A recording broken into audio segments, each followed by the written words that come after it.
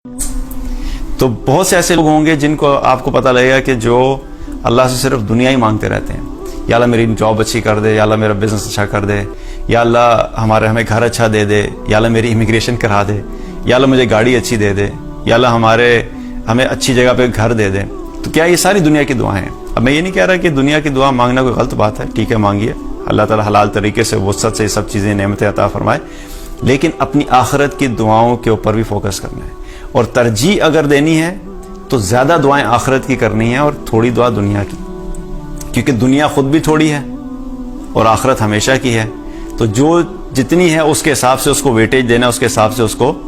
ہم نے مانگنا ہے. تو چونکہ ہمارے پاس اب ایک دعا ہے جو کہ نبی صلی اللہ علیہ وسلم نے کیا فرمایا کہ ایک دعا ضرور قبول ہوتی ہے, تو اپنی دعاؤں میں سے کچھ دعائیں ایسی ہیں جن کو خاص کر لیں کہ میں نے یہ دعا بہت زیادہ کثرت سے مانگنی ہے کہ اگر ان میں سے وہ قبول ہوگی تو انشاءاللہ ہمارے لیے نجات کا سبب ہوگی. اب مثال کے طور پہ اب دعائیں اگر دیکھیں تو کچھ بہت اہم دعائیں ہیں جو ہماری آخرت سے متعلق ہیں. میں دنیا کی دعائیں اس لیے نہیں بتاؤں گا کہ دنیا کی ہمیں ساری ویسے ہی پتہ ہوتی ہیں, اس پہ بات نہیں کریں گے, اس کے لیے بتانے کی ضرورت نہیں ہوتی, لیکن آخرت کی چند دعائیں ہیں یا چند ایسی سٹیجز ہیں جہاں کے لیے ہمیں دنیا میں دعا کثرت سے مانگنی چاہیے. تو دعا میں جو پہلی اہم دعا ہے وہ یہ ہے کہ اللہ تعالیٰ سے خاتمہ بالخیر کی دعا کرنا, کہ جب ہم لوگ اس دنیا سے جا رہے ہوں, موت کا وقت آئے, تو کلمہ ہماری زبان پہ جاری ہو اور اللہ تعالیٰ اپنی رضا کے ساتھ ہمیں اس دنیا سے اٹھائے.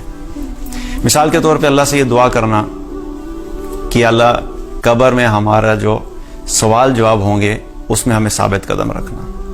ان سوالوں کا جواب ہماری مدد کرنا کہ ہم سوالوں کا جواب دے سکیں. یہ ایک دعا ہے, بہت اہم دعا ہے, کیونکہ ہماری یہ ضرورت ہے. اسی طریقے سے جب قیامت کا دن قائم ہوگا تو اللہ سے یہ دعا کرنا ہے کہ اللہ اپنے عرش کا سایہ نصیب فرما, یہ بھی ہماری بہت اہم ضرورت ہے. اسی طریقے سے جب حساب کتاب شروع ہونے والا ہوگا تو اللہ سے یہ دعا کرنا کہ اللہ ان لوگوں میں شامل فرما کہ جو بغیر حساب کتاب کی جنت میں چلے جائیں. یہ بھی ہماری بہت اہم ضرورت ہے اور یہ دعا ہے جو کہ ہمیں اپنی دعا میں مانگنی چاہیے. اسی طریقے سے ہمیں اس چیز کی دعا کرنی چاہیے کہ قیامت کے دن نبی صلی اللہ علیہ وسلم کا ساتھ اور آپ صلی اللہ علیہ وسلم کے ہاتھ سے حوض کوثر کا پانی نصیب فرمائے. یہ بھی ہمارے لیے بہت اہم ضرورت ہے ہماری. اور پھر الٹیمیٹلی جو دعا کہ اللہ ہمیں جنت الفردوس میں اپنا دیدار نصیب فرما اور نبی صلی اللہ علیہ وسلم کا ساتھ نصیب فرما. تو آخرت سے متعلق دعائیں جو ہیں ان میں سے چند دعائیں یہ بہت اہم ہیں جن جو کہ ہم ان چیزوں سے اگر نکل گئے انشاءاللہ تو یہ دنیا کی اگر زندگی میں کچھ چیزیں ہماری مرضی کے مطابق نہیں بھی ہوئیں تو آخرت کی زندگی میں کامیاب ہوں گے تو یہ سب چیزیں ہم بھول جائیں گے. ویسے بھی جب ہم یہاں سے چلے جائیں گے تو ہمیں دنیا کی یہ سب چیزیں ایک خواب کی طرح نظر آئیں گی, اور وہ ساری دعائیں جو آج ہم مانگ رہے ہیں جو ہماری نظر میں دنیا کی دعائیں بہت بڑی بڑی ہیں, آخرت میں ہمیں یوں لگے گا کہ پتہ نہیں ہم کیا بچوں کی طرح ان چھوٹی چھوٹی چیزوں کے پیچھے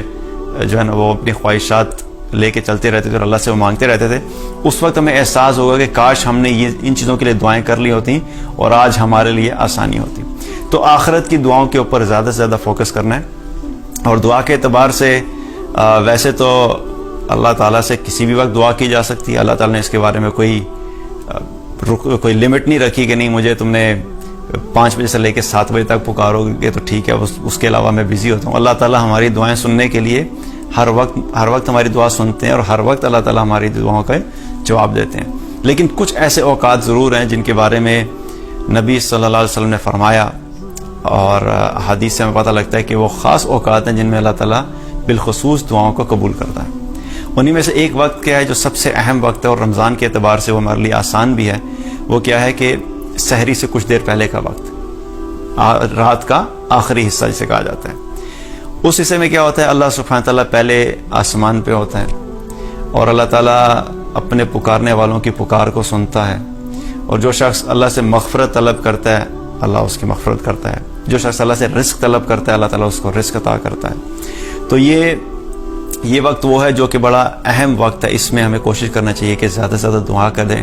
اور چونکہ سحری کا بھی ساتھ ساتھ سلسلہ چل رہا ہوتا ہے تو اگر کبھی پوری طریقے سے فرصت سے دعا نہیں کر رہے تو چلتے پھرتے بھی اللہ سے دعا مانگتے رہیں. خواتین جو سحری بنا رہی ہوتی ہیں وہ سحری بناتے بناتے اللہ سے دعا مانگتے رہیں. اگر تو باقاعدہ وہاں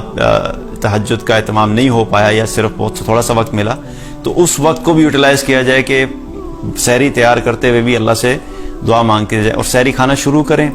تب بھی اللہ سے دعا مانگتے رہیں, کیونکہ وہی وقت سارا وقت ہے وہ قبولیت کا وقت ہے. تو کثرت سے دعائیں کرنی اس وقت میں, یہ ایک وقت ہے. اسی طریقے سے قبولیت کے اوقات میں سے کیا ہے کہ جو اذان اور اقامت کے درمیان وقت تو ہوتا ہے, اس کے بارے میں بھی آپ صلی اللہ علیہ وسلم نے کیا فرمایا کہ اللہ تعالیٰ اس درمیان جو دعائیں مانگی جاتی ہیں اللہ تعالیٰ ان دعاؤں کو قبول فرماتا ہے. تو یہ اذان اور اقامت کے درمیان جو وقت ہے تو رمضان کے علاوہ بھی اس میں قبولیت ہوتی ہے, لیکن رمضان کے اندر ہم نے چونکہ پریکٹس کرنی ہے اس چیز کی, تو کوشش کریں کہ ہر اذان کے بعد اس وقت جو ہے وہ اذان سے لے کے اقامت کے درمیان جو وقت ہے اس میں کثرت سے دعاؤں کا اہتمام کریں. اور اسی طریقے سے سجدے کی حالت میں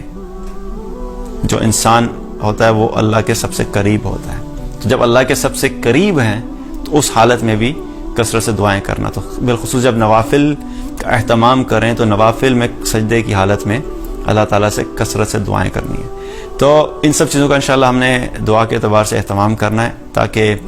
ان چند دنوں کا ہم زیادہ سے زیادہ فائدہ حاصل کر سکیں, اور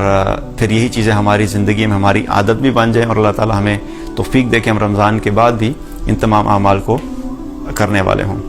اللہ تعالیٰ ہم سب کو عمل کی توفیق عطا فرمائے.